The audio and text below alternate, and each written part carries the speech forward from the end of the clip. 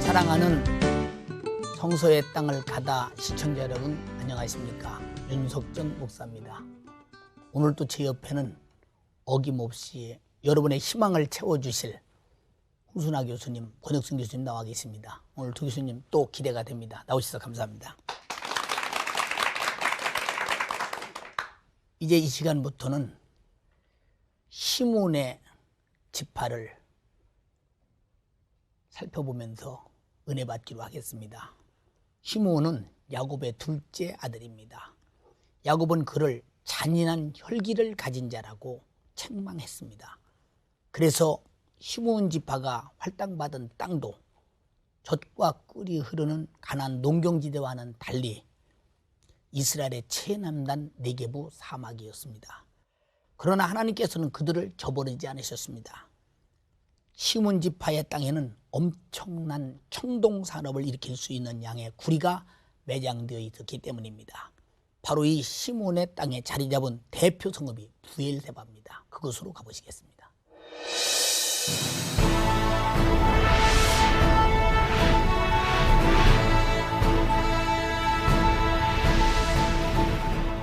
구약시대 아브라함은 75세에 하란을 떠나 가나안 땅에 도착했고 세겜과 베델을 거쳐 이곳 브엘세바에 이르게 된다.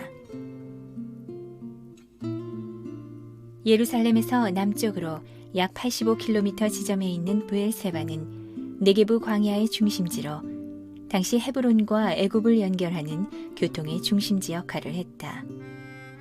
하지만 이곳은 연간 강우량이 200mm밖에 되지 않아 인간이 살 수 없는 메마른 곳이었다.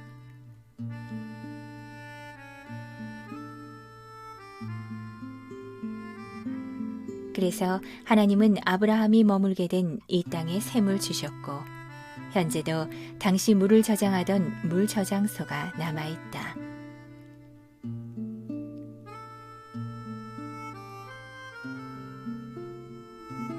이곳에서 아브라함은 약속의 아들 이삭을 낳았고 그를 제물로 바치기 위해 모리아 산으로 향하게 되는데 그런 이유로 이곳엔 이삭의 이야기가 담긴 이삭의 우물이 남아있다.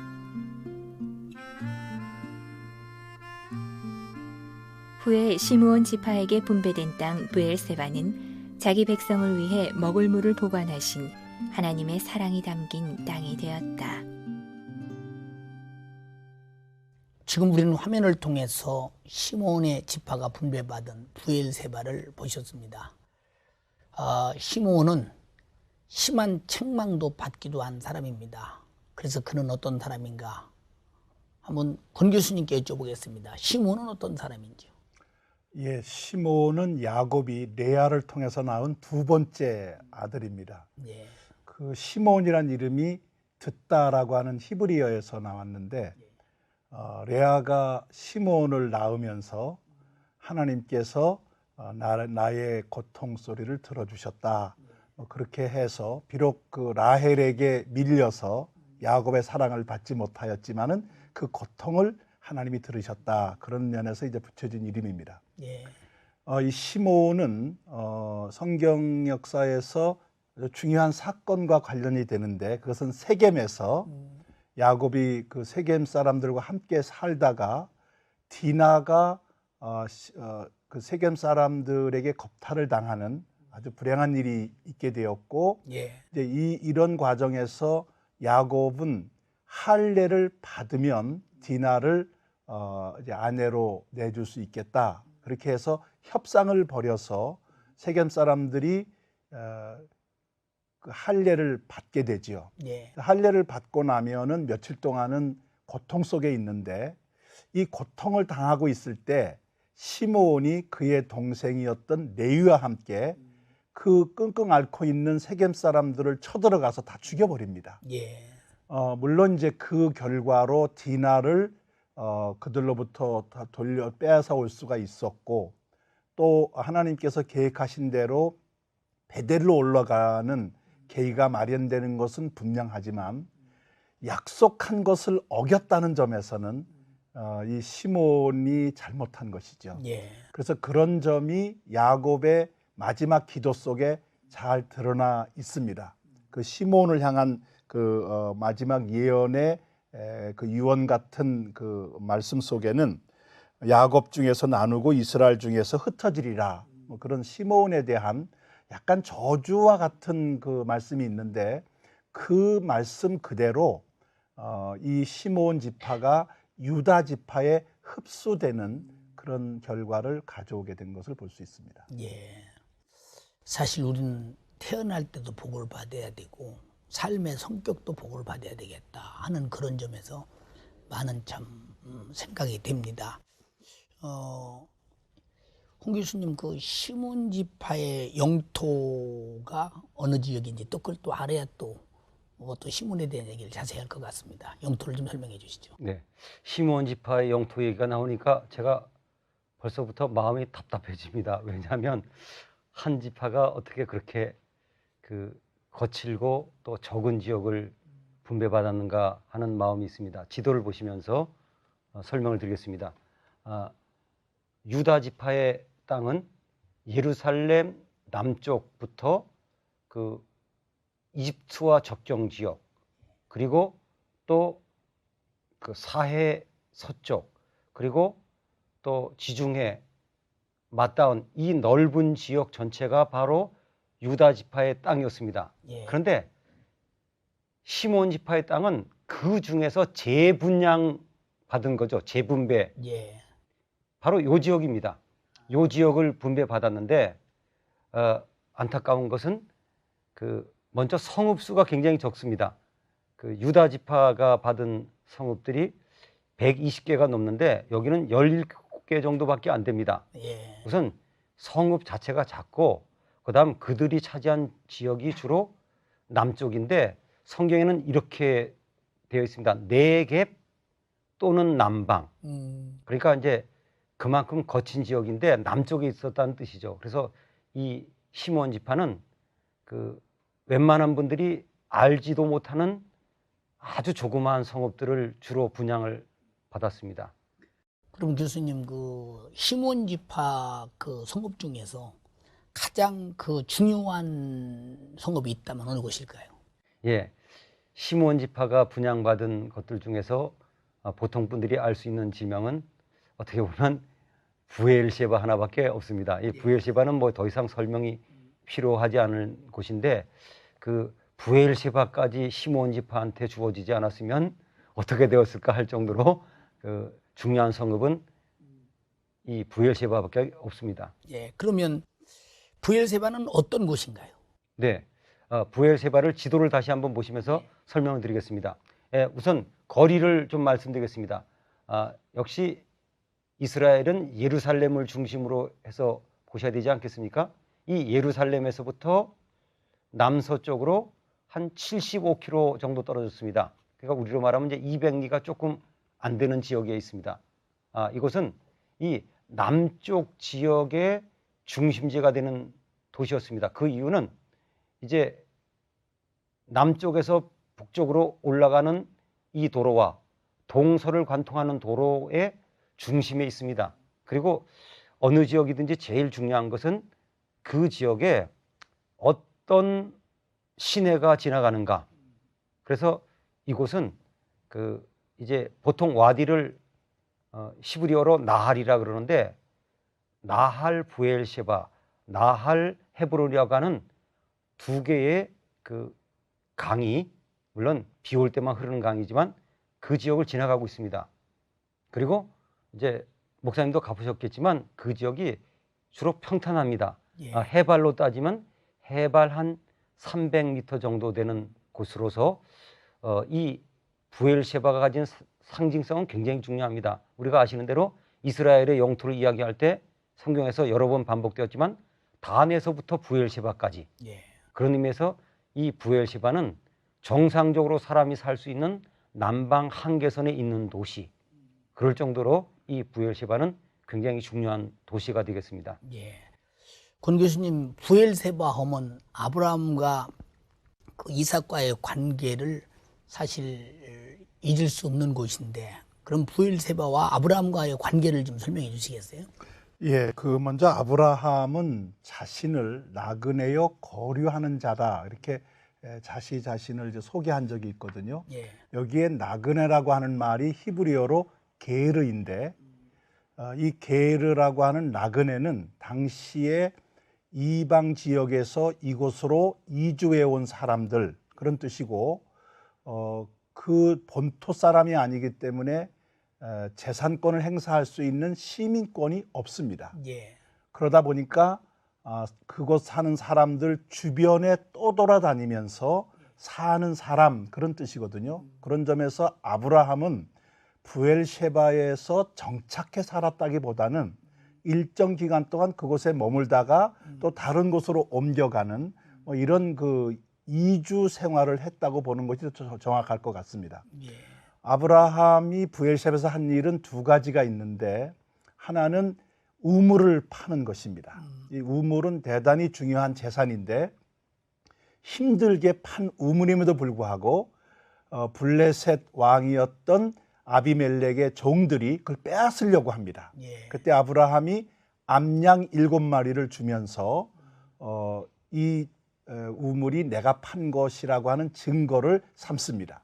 자기가 팠음에도 불구하고 자기 것임에도 불구하고 그것을 빼앗으려는 사람에게 암양 7을 주면서 협상을 벌리는 것은 여유 있는 그런 자세가 아닌가 그런 생각이 들고 또 한 가지는 에셀나무를 심고 그곳에서 여호와 이름을 불렀더라 그랬습니다.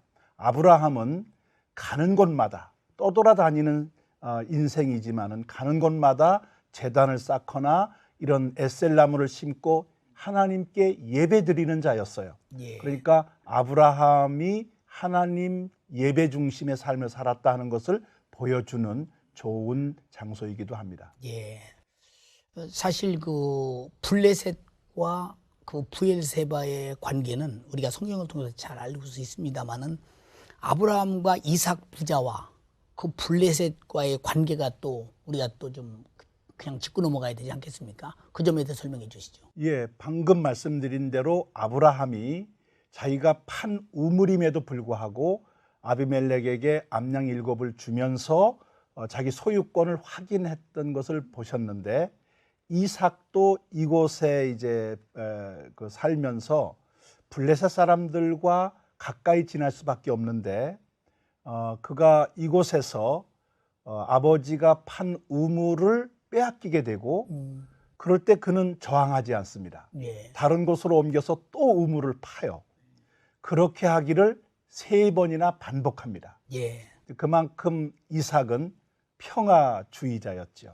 자기가 판 우물임에도 불구하고 소유권을 주장하지 않고 달라고 하면 주고 달라고 하면 주는데 마지막 판 우물이 르호봇이라고 하는 곳인데 그 이름이 넓은 곳이란 뜻입니다. 예. 이 르호봇을 그 우물을 팠을 때에는 더 이상 빼앗으려고 하질 않아요. 예. 그만큼 평화가 마지막 승리를 주었다 하는 것을 가르쳐 주는데 아브라함과 이삭 모두 힘들게 판 우물을 다 내주었다고 하는 그런 의미를 여기서 찾아볼 수 있겠습니다. 홍 교수님께 제가 여쭤볼게요. 지금 부엘세바를 들어가다 보면 아주 땅이 비옥하지 않습니까? 그런 환경에 대해서 보셨을 텐데 생각나는 대로 좀 말씀해 주시겠어요? 예, 그 지역이요, 그 이제 블레셋 평야의 연결 지점이기 때문에 저는 그 비옥한 것을 볼 때마다 그럽니다. 이렇게 비옥하기 때문에 침범을 많이 받고 전쟁이 많이 일어났구나 그런 생각을 해봅니다. 그래서 우리가 양면을 봐야 되는데 비옥하고 좋은 곳은 탐내는 사람도 많아가지고 어려움을 당하고 또 유다 지파의 땅 같은 경우는 좀 거칠고 만족지는 않아도 보호되는 그러한 점도 있구나 그런 것을 이제 지리를 통해서 느껴보았습니다. 예. 참 지금은 그만큼 부엘세바가 많이 그 기름진 땅이 됐고 바뀐 것은 아마 갈릴리 바다의 물을 이용하면서 아마 그런 그 토지가 기름지게 바뀌지 않았나 생각이 되어집니다. 부엘세바의 서쪽 네게브 사막에는 시몬 지파의 또 다른 성읍 사루엔이 있습니다. 그곳으로 가보시겠습니다.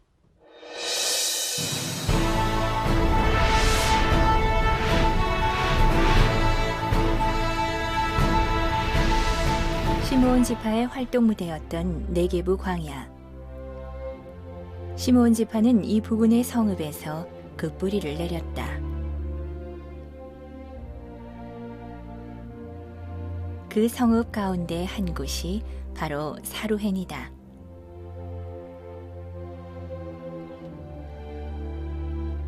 브엘세바에서 서쪽으로 25km 떨어진 시므온 지파의 땅 사루헨.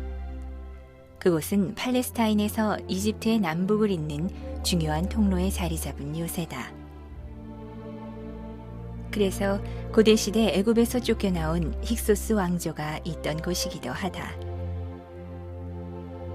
후에 그들은 시민 반란으로 축출되었고 이 성읍은 주전 925년경 완전히 파괴되었다.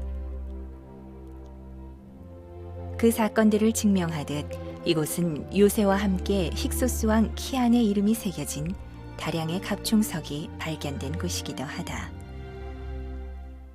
지금 여러분은 화면을 통해서 사루헨을 보셨습니다. 이렇게 보시면 그곳이 어딘가 궁금할 것입니다. 역시 궁금한 문제는 우리 홍순아 교수님께서 또 풀어주십니다. 또 지도를 보시면서 말씀해 주시죠. 예, 우리가 보신 것처럼 시므온 지파는 유다 지파의 그 남쪽 부분을 재분배를 받았습니다. 지도를 다시 보시면요, 그 유다 지파가 분배받은 쪽의 남쪽입니다. 이 지역을 성경에서는 그 남방 또는 네겝이라 그럽니다. 그 부엘셰바가 중심이기 때문에 부엘셰바를 중심으로 해서 말씀드리겠습니다. 이 사루에는 부엘셰바에서 서쪽으로 한 35km 정도 갑니다. 그 다음 지중해에서 한 21km 동쪽으로 들어와 있는 내륙 지역에 있는데 사루엔이 중요한 것은 바로 옆에 부솔 시내가 지나가고 있기 때문입니다. 이 부솔 시내는 이 부엘셰바 남쪽 지역에서부터 사루헨을 지나서 이 지역이 그랄 지역입니다. 그랄 지역을 거쳐서 지중해로 빠져갑니다. 늘 물이 부족한 지역이지만 그래도 그 부솔 시내가 옆에 지나가고 있기 때문에 중요한 성읍인데, 안타깝게도 이 사루에는 성경에 딱 한 번밖에 안 나온 지명입니다. 그럼에도 불구하고 이제 그 시므온 지파의 성읍이었기 때문에 오늘 우리가 다루게 되는 것입니다. 권 교수님, 이곳 사루헨에서는 어떤 일들이 일어났는지 좀 소상히 설명해 주시면 시청자들이 좀 자세히 듣겠습니다.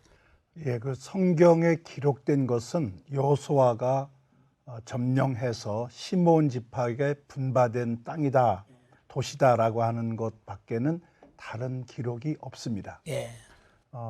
그러나 그 이집트 문서에 보면 힉소스라고 하는 이 동쪽 아시아 쪽의 민족이 이집트를 지배한 적이 있는데, 예. 그 힉소스족이 축출을 당합니다.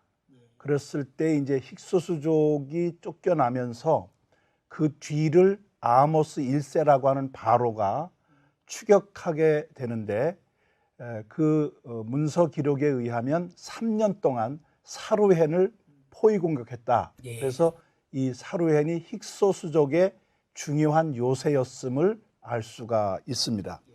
그 후에 그 이집트의 바로였던 시삭이 이곳에서 네게브를 공격하는 출발 지점을 삼은 것을 이제 기록에서 알 수 있겠고, 고고학 발굴 작업에 의하면은 로마 시대까지 이 사루헨이 계속해서 사람이 살았던 흔적이 남아 있음을 확인할 수가 있습니다. 예, 그렇군요. 그럼 부엘세바와 그 시몬에서 일어났던 사건 속에 담긴 메시지가 있다면 또 무엇일까요? 예, 그 시므온 지파와 관련해서 부엘셰바가 중요한데, 예. 이 부엘셰바와 시므온 지파 이 관계에 저는 이런 영적인 의미가 있다고 보여집니다. 예. 하나는 부엘셰바를 중심으로 물을 확보하기 위해서 아브라함과 이삭이 우물을 파게 됩니다. 그 우물을 빼앗으려고 주변 사람들이 난리를 치는 거죠. 예. 그 물이 귀한 곳에 깊이 파들어가야 되는데 대대적인 토목공사거든요. 예.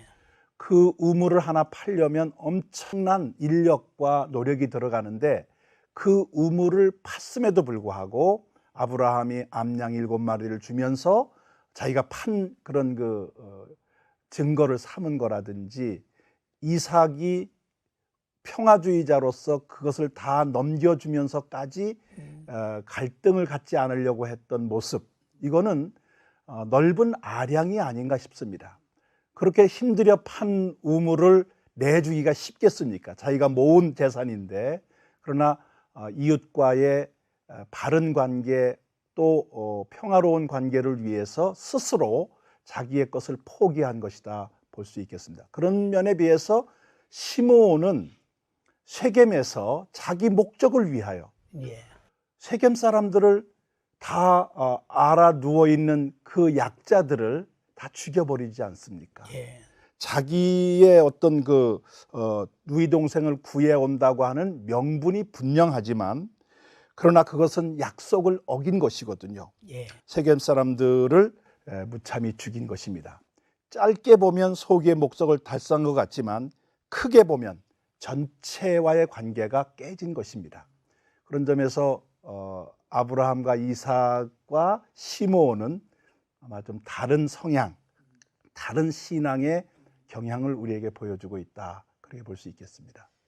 오늘 이렇게 시몬과 아브라함과 이삭과의 관계, 부엘세바의 관계, 사루엔의 관계 이렇게 들으면서 시몬 지파에 대해서 다소 이렇게 많이 알게 되면서 우리가 지파를 기왕이 받으려면 유다 지파처럼 받아야 되겠다 이런 생각이 나면서 오늘의 사실 유다 지파 같은 축복이 성도들에게 있었으면 하는 마음 참 간절하기도 합니다. 오늘 두 교수님이 말씀 들으면서 지리적으로나 또 신학적으로나 방청객이 질문을 하고 싶은 것 같습니다. 방청객의 질문을 받아보시겠습니다. 예, 홍 교수님께 여쭤보겠습니다. 성경 시대에 성읍들이 자리 잡고 있는데요. 그것들의 특징이 무엇인지 궁금합니다. 예, 제가 우리나라 말로 좋아하는 말이 있습니다. 요지는 요지다. 중요한 지역을 요지라고 하는 말로도 쓰는데, 구약 시대 또는 신약 시대고 도시들이 자리 잡은 가장 큰 이유는 요새 개념입니다. 그 당시는 전쟁이 일상화되었기 때문에 전쟁 때 방어가 쉬운 곳으로 대부분 택했습니다. 그리고 역시 또 인간의 생존과 관계돼서 가까이에서 물을 구할 수 있는 곳, 그 다음 또 되도록이면 농경지가 좀 비교적 가까운 곳, 이런 몇 가지의 조건에 의해서 성읍들이 자리를 잡았습니다. 권 교수님께 여쭤보겠습니다. 창세기 21장에서 아브라함은 에셀나무를 심고 영생하신 하나님을 불렀다고 기록되어 있는데 이것은 무슨 의미인가요? 네, 아브라함은 가는 곳마다 하나님 앞에 예배하는 것을 가장 중요시 여겼습니다. 당시에 예배드리는 방법은 제단을 쌓는 것이었고, 또 그것이 안 될 때에는 돌을 세워서 예배 처소를 마련하는 것인데, 이 돌을 세운 것을 ματ제바라고 그럽니다. 야곱이 베델에서 하나님을 만난 다음에 돌벽에 했던 돌을 세우고 그 위에 기름을 부었다 그럴 때 그게 맛제바예요. 예배했다는 얘기예요. 근데 그런 방법 외에 또 다른 방법이 하나 있는데, 그것은 나무를 심고 나무 밑에서 여호와의 이름을 부르는 것입니다. 부엘셰바는 뜨거운 그런 사막 가까운 지역이라서 나무 그늘 안으로 들어가지 않으면 더위 때문에 시간을 오랫동안 머무를 수가 없어요. 그래서 이 에셀나무를 심었다고 하는 것은 예배 처소를 삼았다, 그런 뜻이 되겠고, 이 에셀나무는 부엘셰바 근처에서 자라는 나무들이에요.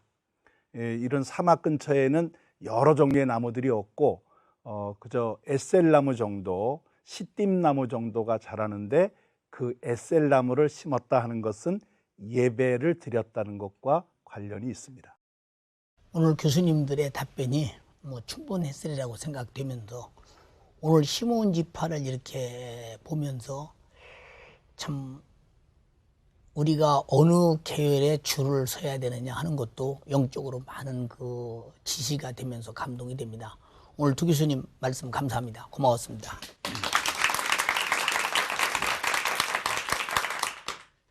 부엘세바, 참 시몬 지파가 받은 땅 중에서 가장 우리가 기억이 새롭습니다. 아브라함과 이삭이 살았던 곳, 나그네처럼 살았다고 했습니다. 그곳에서 블레셋과 더불어 수많은 다툼이 있었습니다. 우물 때문이었습니다. 그럴 때마다 언제든 양보했습니다. 왜 블레셋 사람들은 파도 우물이 나오지 않았을까요? 그들은 하나님이 함께하지 않았고 또 아브라함과 이삭은 하나님이 함께했기 때문에 파는 곳마다 물이 나왔습니다. 이상했습니다. 왜 우리가 파면 물이 안 나오는데 저들이 파면 물이 나오나? 그런 시기와 질투도 있었고 결국은 하나님의 살아계심을 보면서 이삭과 화해하면서 모든 하나가 되는 역사를 보게 됩니다. 바로 아브라함과 이삭은 평화의 사람이요 하나님을 기쁘시하는 사람이었습니다. 우리는 될 수 있으면 이 땅에 태어나서 복을 받되 유다 지파처럼 복을 받길 바랍니다. 될 수 있으면 우리는 무슨 일이 하는 것마다 아브라함과 이삭처럼 형통하기를 바랍니다. 수많은 사람의 시기 질투가 있을지라도 우리는 서로 사랑하며 화합하는 분위기 속에서 주님 은혜 속에서 영광을 바라보는 여러분 되시기 바랍니다. 감사합니다.